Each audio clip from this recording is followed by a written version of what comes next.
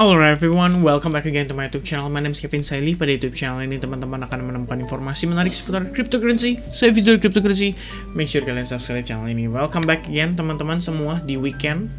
Kali ini kita akan ngebahas satu koin yang juga nggak kalah serunya dari Thorchain, yaitu Luna, teman-teman. Nah, Terra Luna ini dalam beberapa hari terakhir mengalami penguatan yang cukup signifikan, bahkan bisa dikatakan tidak terlalu terdampak pada situasi Bitcoin yang under pressure. So, apa yang akan berpotensi terjadi pada Luna? Dan kira-kira, teman-teman, bagaimana proyeksinya based on technical analysisnya? So, without any further ado, let's dive into the content. First, kita akan discuss dulu dari time frame daily, tapi sebelum daily, kita akan masuk ke weekly. Jadi weekly apa daily?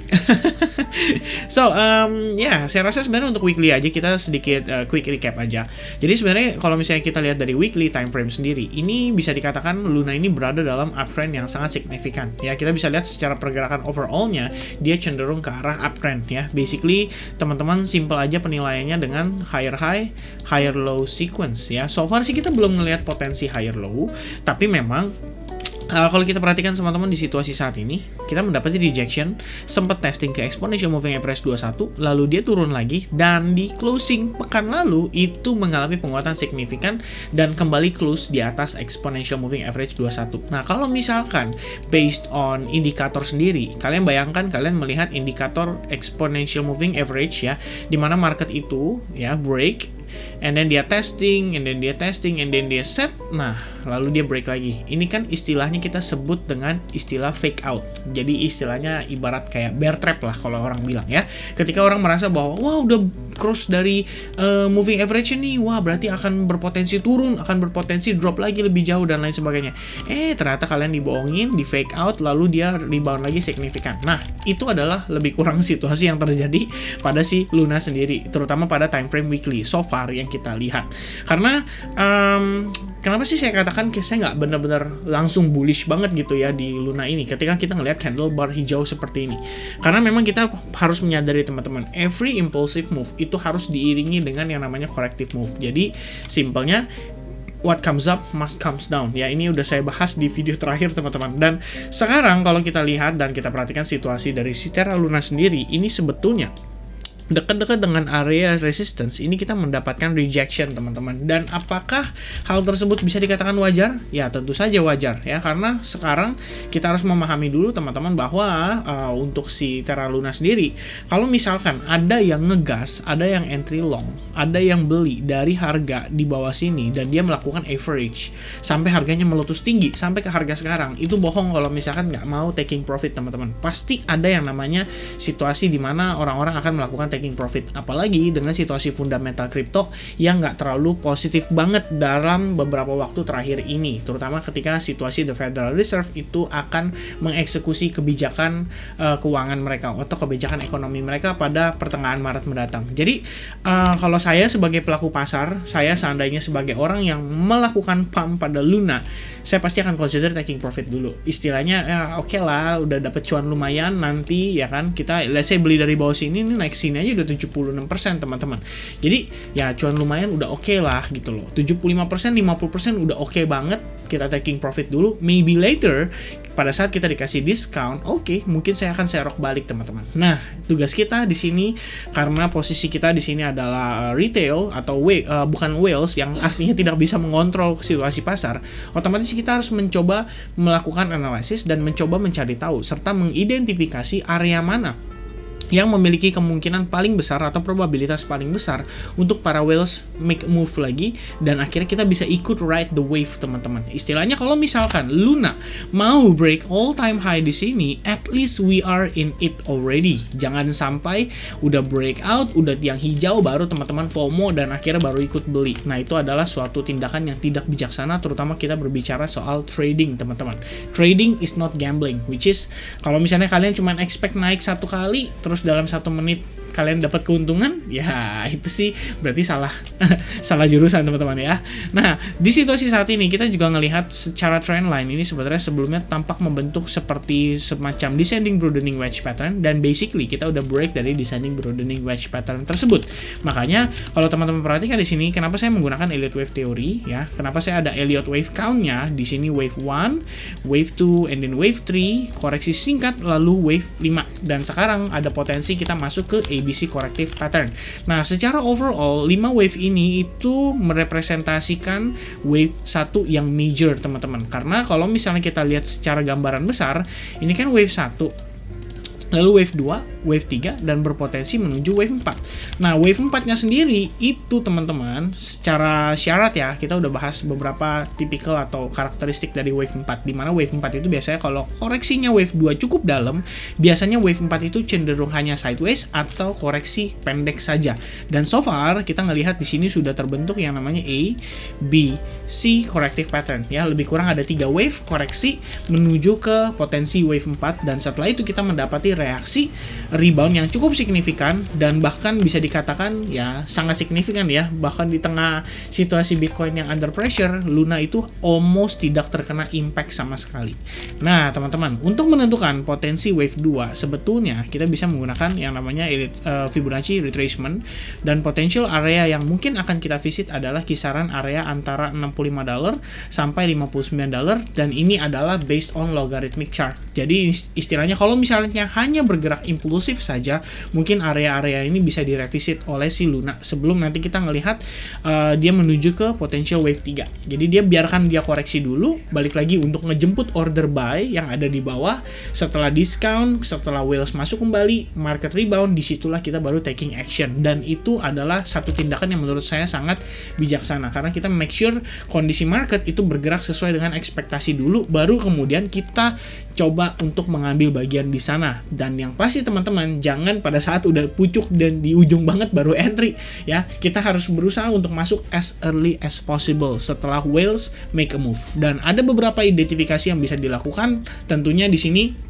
Salah satunya yang paling mudah dan sederhana adalah teman-teman bisa menggunakan candlestick pattern seperti shooting star pattern, bullish hammer pattern, atau misalnya bullish engulfing pattern, dan lain sebagainya. Ada banyak ya, teman-teman silahkan pelajari sendiri.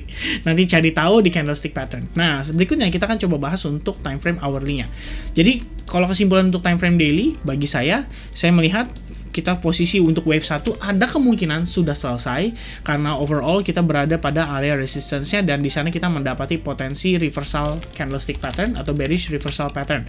Maka kalau misalnya kita masuk ke fase koreksinya, kita akan mencoba menganalisa di manakah potensi wave 2 akan menjadi di manakah target untuk potensi wave 2-nya ya.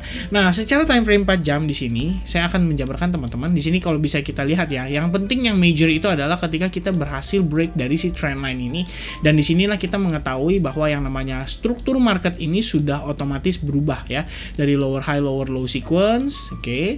Nah, lalu berubah menjadi sideways tapi no lower low, and then suddenly boom ya, kita melihat market significant rebound dan berubah menjadi higher high higher low sequence. Nah, kalau kita lihat saat ini teman-teman, posisi kita itu bisa dikatakan sedang mencari potensi higher low-nya dia ya. Di sini adalah high, low, higher low, and then higher high. Terakhir di sini potensi higher low. Kenapa di situ saya sudah katakan potensi higher low? Pertama, kita udah ngelihat first time pullback-nya itu sudah terjadi, di mana di sini terbentuk semacam bullish engulfing pattern, which is ada indikasi kita mempertahankan area resistance yang ada di sini dan berubah menjadi support teman-teman. Nah, selain itu, kalau kita lihat sekali lagi, di sini yang in control atas pergerakan market adalah si big fund zone buyers. Artinya di sini whales itu lebih condong ke arah buy atau ke arah long.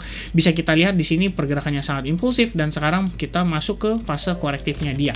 Nah, so far kalau misalkan dengan situasi saat ini pada time frame 4 jam, saya melihat secara momentum seller ada potensi mengalami pelemahan, karena kita bisa lihat teman-teman di sini terbentuk yang namanya hidden bullish divergence ya. Secara RSI menunjukkan adanya lower low, sementara secara market terbukti kita di sini melihat adanya higher low sudah mulai terbentuk teman-teman, dan sudah mulai ada first time pullback-nya.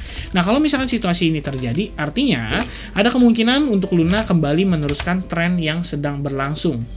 Bisa jadi turunnya nggak terlalu deep, nggak terlalu retrace terlalu dalam, tapi bisa juga teman-teman kita saat ini itu belum masuk ke fase korektifnya yang lebih jauh ya. Kita baru ngelihat karena ini juga di akhir pekan atau di weekend, which is market activity itu cenderung santai, nggak cenderung banyak fluktuatif pergerakannya. Jadi ya kita juga nggak bisa mengexpect atau mengharapkan pergerakan yang sangat signifikan pada pergerakan si market crypto pada weekend ini. Dan kalau misalnya kita lihat lagi ini ya, secara time frame 1 jam, ini sebenarnya bisa jadi acuan untuk teman-teman yang hendak melakukan trading. Jadi kita lihat di sini ada kemungkinan kita membentuk yang namanya semacam descending channel atau descending broadening wedge pattern. Dan di sini teman-teman, kalau misalkan menurut saya ya, ini menurut pandangan saya, fokus utama kita adalah di trendline bagian atasnya. Jadi kalau misalnya kita berhasil break dari sana, itu sebenarnya sudah ada opportunity untuk melakukan long. Tapi considerationnya adalah kita long itu di dekat area topnya dia. Jadi kalau misalnya teman-teman entry, at least gunakan risk yang paling minim supaya bisa meminimalisir resiko kerugian teman-teman. Dan selain dari terbentuknya broadening wedge, kalau kita lihat secara gambar garis besar, ini juga berpotensi membentuk yang namanya falling wedge pattern. Jadi secara overall, kita ngelihat memang ada potensi untuk pergerakan si Luna sendiri ini memasuki fase kita bisa bilang ya korektifnya ya, berdasarkan chart patternnya. Tinggal menunggu breakout saja dan konfirmasi. Lalu kalau misalnya teman-teman butuh bantuan atau butuh tambahan untuk mengetahui potensi level support, kita bisa gunakan Fibonacci retracement juga dari swing terakhirnya, which is di sini low and then high. Seperti yang kita lihat teman-teman, saat ini kita exactly berada di kisaran level Fibo 50 sampai 61,8%. Dan so far bullish engulfing yang terbentuk itu ketika dia berada pada kisaran area Fibonacci 61,8%. Ini biasanya buat orang-orang Fibo guy atau Fibo bro, dia akan langsung pasang jaring di kisaran Fibo golden ratio-nya. And then kayak, oke bro, udah mulai naik, golden ratio udah perform very well dan lain sebagainya. Tapi di sini teman-teman harus pahami bahwa jika teman-teman melakukan hal itu, ini sifatnya sangat spekulatif. Kalian bayangkan, penurunan red candle yang terjadi di sini itu sangat impulsif, sangat signifikan. Bayangkan ya, dengan kecepatan penuh seperti itu, apakah uang kalian cukup untuk membeli istilahnya si koin Luna ini, sehingga siapapun yang melakukan sell off di area tersebut dengan volume itu bisa kalian buyback semua istilahnya teman-teman ya. Bayangin order sell-nya itu menumpuk, ada 100.000 lembar, kalian masuk set dengan uang yang mungkin dalam tanda kutip ya, kita sama-sama tahu kalau kita retail ya berarti kita bukan whales kan, set kecil, sementara istilahnya supply-nya segini, kalian demand-nya cuma set segini, hanya menutupi sebagian. Artinya teman-teman, masih ada kemungkinan kita mesti dikasih diskon lagi, baru demand-nya pelan-pelan nambah dan akhirnya bisa nutup, berujung atau berubah menjadi berpotensi sideways karena adanya equilibrium antara supply and demand ya. Bayangin teman-teman, kalau yang butuh 100 orang terus supply-nya juga hanya ada 100, ya itu kan namanya seimbang teman-teman. Nah kalau seimbang berarti harganya ya bisa dibilang nggak akan terlalu tumpang tindih gitu. Tapi kalau seandainya ternyata demand-nya banyak sekali, supply-nya atau yang mau ngejual sedikit, otomatis harga naik. Nah, itu yang menyebabkan harga naik dan turun. Jadi ini sebenarnya hukum dasar atau hukum basic ekonomi ya. Cuman banyak orang kadang kurang begitu paham, jadi mereka berpikir seakan-akan yang gerakin market itu adalah whales ya. Beli, wah naik teng ya kan. Atau mungkin ada orang yang ngebayangin kayak, wah jangan-jangan exchange ada mencetin nih, naik, turun. Istilahnya kayak gitu ya, di setting teman-teman. Nah, sebenarnya nggak seperti itu. Jadi ini semua berdasarkan volume pasar dan pergerakan atau aktivitas pasar. Nah, lebih kurangnya itu yang bisa saya sampaikan teman-teman. Jadi harap waspada. Saat ini kita melihat ada key support pada kisaran area $80,76 pada si Luna. Seandainya kita bisa melihat dia berhasil break dari trendline yang sudah tadi kita bahas, maka di sini ada potensi untuk melakukan entry long kalau pribadi saya ya tentunya. Balik lagi ke decision masing-masing ya, jangan sampai ngikutin saya istilahnya teman-teman. Kalau saya masuk, saya juga ada perkiraan resiko atau risk manajemennya. Jangan sampai teman-teman di sini ngikutin membabi buta tanpa berpikir panjang tentang resikonya. Alright, so I think that's it teman-teman. Secara overall, mudah-mudahan teman-teman sudah dapatkan gambarannya. Let's say kita ngelihat dia berpotensi saat ini rebound ya, maka ya mungkin kisaran area 89 sampai $90 akan menjadi potensi area yang akan divisit oleh si Luna. Tapi kalau misalnya seandainya dia meneruskan penurunan, kalian boleh consider potensi target yang pertama itu ada pada exponential moving average 21. Karena Luna kalau misalkan dia sudah on trend, biasanya di EMA 21 tuh dia bener-bener respect banget ya. Mungkin sedikit lewat-lewat kayak gini teman-teman. Jadi either EMA 21 atau EMA 55 lah, itu bakal jadi potensi area yang akan direvisit oleh si Luna teman-teman. Alright. So I think that's it teman-teman untuk analisis video update kali ini terkait dengan Luna. Mudah-mudahan bisa bermanfaat seperti biasanya. Jika teman-teman bisa memberikan feedback positif, saya akan sangat mengapresiasi. Dan untuk semua komen dari teman-teman dari video sebelumnya, saya ingin mengucapkan terima kasih banyak atas segala support dan doanya. Semoga teman-teman semua di sini sehat selalu, cuan selalu, dan yang pasti diberkati Tuhan selalu. Alright, teman-teman, have a nice weekend. God bless everyone. Cheers and bye-bye.